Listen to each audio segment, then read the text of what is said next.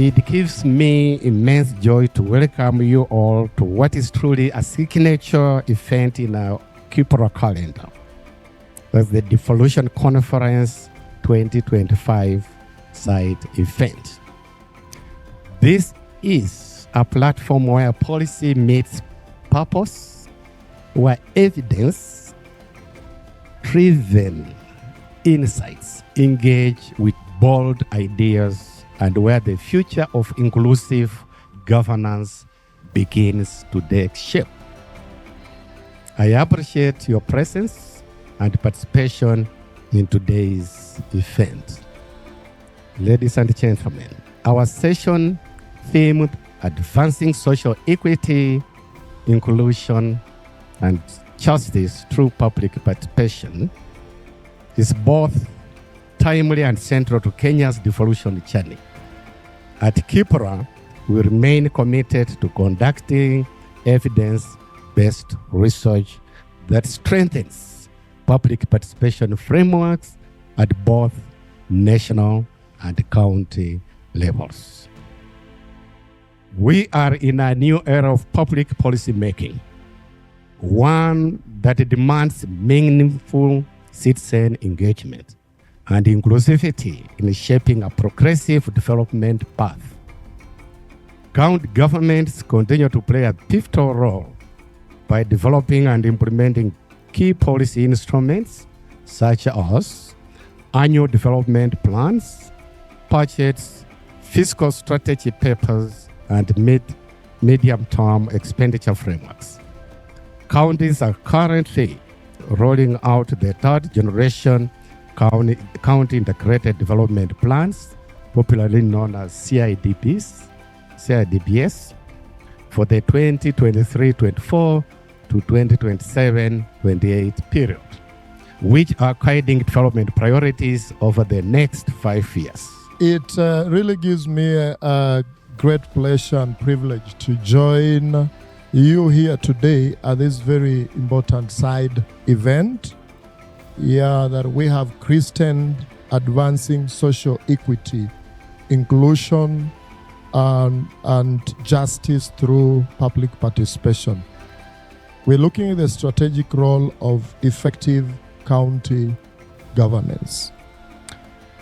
This is a very side event that is hosted here by Kipra, Kenya Institute for Public Policy Research and Analysis. We are very happy, especially as the lead at the State Department, that as we gather today here, we are reflecting on our shared journey in strengthening public participation. As a way of advancing social equity, inclusion, and justice in the context of devolution. Probably I'll throw in quick questions. What is equity? What is inclusivity? What is social justice? Sometimes probably we are looking at this and we are not contextualizing exactly what these terms mean. But I believe when I look at the objectives of the discussion, by the end of this, we will be able to assess the effectiveness of the current framework and practices of public participation in county government. I believe the beginning will be for us to really understand and contextualize these three terminologies that we're using. Ladies and gentlemen, as you're aware, this State Department and Daktari Acting ED indicated that we have a mandate that is given by the President through the executive order. The recent one, which is Executive Order number 1 of 2025, so many functions. Among them is to undertake national and sectoral development planning. This is a fundamental principle of development planning. Therefore, this requires public participation, which is, from where we sit, the involvement of all those affected people by the decisions that we make. I am deeply honored to join in this side event hosted by KIPRA at the 9th Devolution Conference 2025 to address this critical dialogue on public participation as a bedrock for inclusive county governance. I commend KIPRA for convening this timely session focused on advancing social equity, inclusion, and justice through public participation. This theme that lies at the heart of our devolved governance system. The main theme of the conference for the people, for prosperity. Devolution as a catalyst for equity, inclusion, and social justice. This resonates deeply with our shared constitutional mandate and Baringo County's decade-long journey in operationalizing participatory participatory democracy through legislative frameworks that are responsive and inclusive and truly serve our people. And for the avoidance of doubt, we have been partners with KIPRA in our activities in Baringo County. We're really proud of you. Why? Because they say in the good book that for the lack of knowledge, my people perish. KIPRA is about knowledge. KIPRA is about policy analysis, it's about research, it's about information. And that is so very important. As a county, I would want to indicate what the county has done in ensuring inclusivity in the public participation process. We have ensured that the accessibility of this information for all to participate, especially persons with disability. Whenever we prepare these public participation exercises, we try to bring them to places or venues that are accessible within the municipality halls where persons with disability can access. We have also incorporated the use of sign language because there are those who are not enabled to hear, and so the engagement of persons with disability and the use of sign language during these processes has helped ensure that they are all brought on board. Partnerships with the CSOs and the civil society agencies has really worked for us, because on matters gender, working with the civil society organizations that focus on mainstreaming gender issues have really worked for us. Mentorship programs that the partnership helps us achieve brings on board children issues, women, and the youth. Those are avenues that have ensured that marginalized and persons with disability are always brought on board during public participation. The use of technology has also helped because, like you have talked about, publishing this on the websites.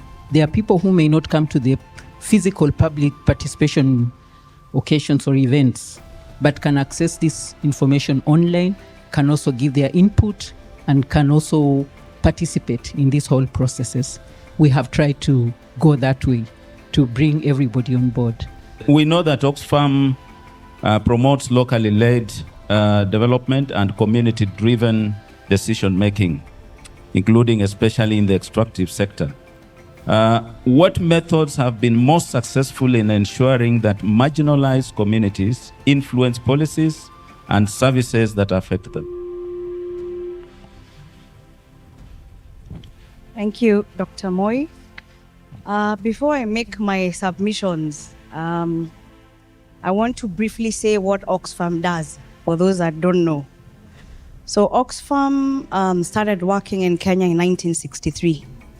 But much of the work has been known for is humanitarian work, or rather responding to floods and emergencies. But over the years, the need to focus on development issues, and that includes accountable governance, issue of gender rights and women issues, and also natural resources. And it's the pillar that I'm going to speak to. The PS boldly told us to be candid about the conversations we are having today. And I'm here to be bold and candid. Following Dr. Onsomo's presentation, the mining sector is the least inclusive sector in our country. Or rather, let me say extractives. I'm giving a preamble so that I make my submission. And here we are looking at oil, gas, and mining. And Governor, we have a beautiful ruby from Baringo that we cannot account for in our GDP or our metrics.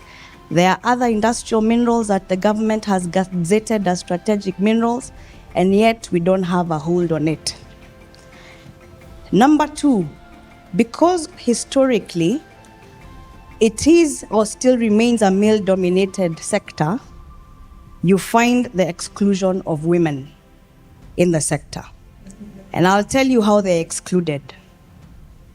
You call for public participation in a mining community at 9 a.m., nobody will show up as a woman. Why? She has domestic care work to take care of. Number two, she has to go to the mine site. And she does that Monday to Saturday. Sunday, she's with the family. So when I'm seated here and there's a lot of saying we do public participation and accessibility, our experience for mining communities across the country, in many mining communities, is that they are unable to effectively engage in public participation. What elements of Makueni's model have been most instrumental in building and sustaining high citizen trust in governance processes? Thank you. Before I respond, allow me to acknowledge His Excellency, the Governor of Baringo. When the issue of education was being discussed here, I remembered when I was in the university, he's the man who made me go through the university education. I don't take it for granted. Yes. As I said, my name is Nicholas Nzioka, the County Executive Committee member in charge of devolution, public participation, county administration, and special programs, the great county of Makueni.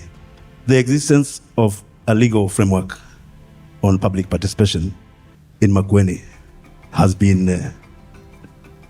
the driving force. We have established an operational PP structures, right from the cluster to the ward, because we use the ward as the development unit. Now, we have project management committees. You cannot do any project in Makueni without a PMC. We have project sustainability committees. After the project is done and handed over to the government by the contractor or otherwise, now the sustainability committee takes over. In the various sectors, we have the sectoral committees. We have market committees. We have the CDDCs for agriculture. But most recently, as a department, we conducted very free, fair, and transparent elections of the Community Development Committee members, who are the driving force in matters development. When you look at all that, when you talk about inclusivity, those Community Development committees constitute every person. We have the youth, we have the women, we have the PWDs represented, and we have everybody on board. So we leave nobody behind in Makueni. How is Kakamega working to maintain public trust and interest in participation processes? Thank you very much. Public trust is not just given, it's an issue that you develop over time. And sometimes you can develop over a very long time, but lose it within a very short period of time. in Kakamega, we have done so much to ensure that we not only maintain the public trust, but also sustain the same. His Excellency the Governor of Kakamega County, FCPA Fernandez Baraza, has made it mandatory to all the CEC members and the chief officers to always respond to issues raised by public by engaging in media responses. Every time there is an issue that's rising up, then it's the responsibility of the respective CEC member or the chief officer to go to a media, either the local or national media, and respond to an issue publicly so that everybody will be able to get the information and move away from sometimes which might appear like rumors.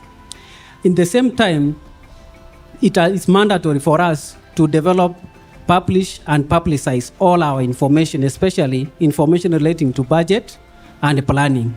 In so doing, then it enables the public to get right-hand information without necessarily even coming to the offices. They can download our documents and ensure that they can read for those who will be able to access and do that for that matter.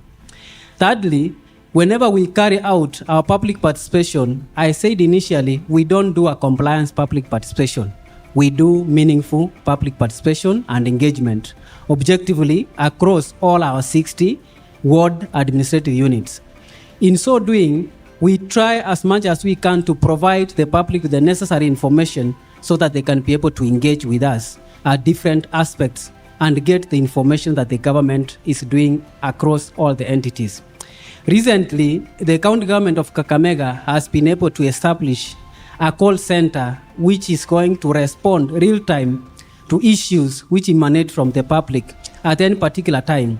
And to roll out and implement that initiative, now the county government has come up with a framework which ensures that every department, every ministry has a representative in the call center. In this case, if an issue arises, let's say in agriculture, respective subsector, let's say fisheries, there is the director of fisheries who has the phone number is there, the email is there, where a question will be posed to this directly, either to him, the chief officer, or the CC member, who will be able to respond objectively and technically to ensure that there is public trust and the information is flowing at all times.